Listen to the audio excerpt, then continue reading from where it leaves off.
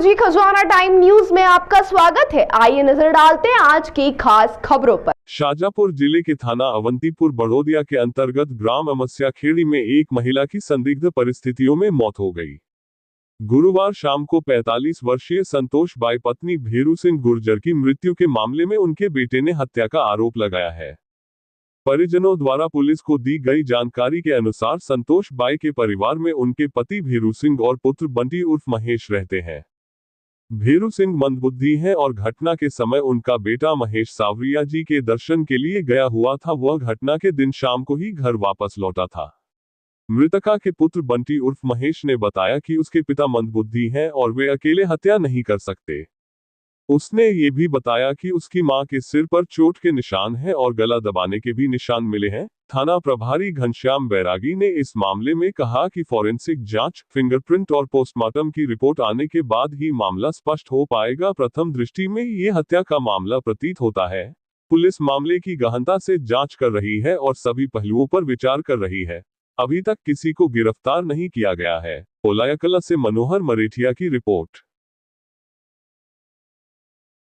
हमारा 2 वर्ष से जमीन विवाद चल रहा है।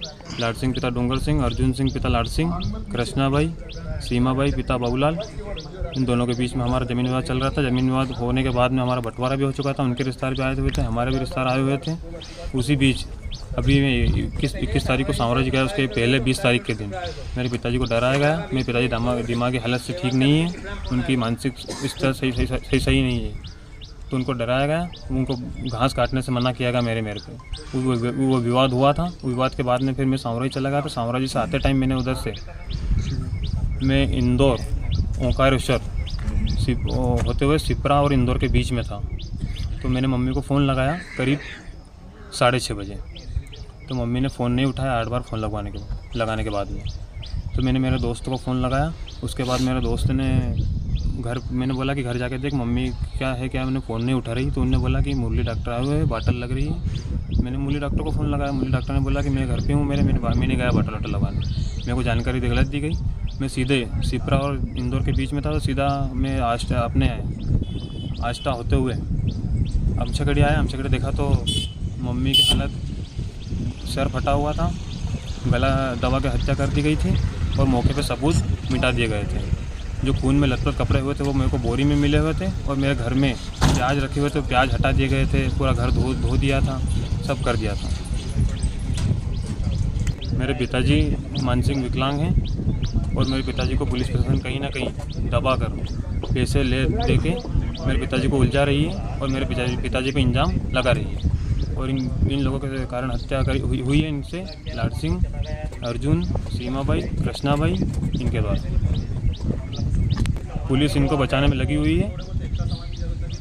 कल रात को 10 साढ़े 10 बजे एक सूचना मिली थी कि अमस्या खेड़ी में एक घर में मृतका स्वयं के घर में कुछ घटना हुई है। हम लोग वहाँ गए। प्रथम दृष्टया मामला हमें संदिग्ध लगा।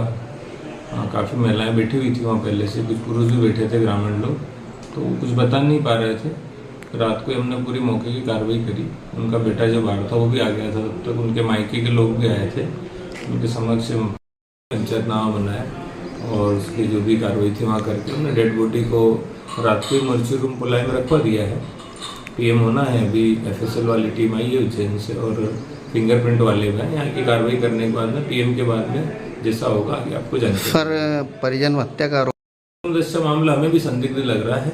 आप जैसे ही जांच में कुछ आएगा तो आपको बताने की स्थिति में रहेंगे।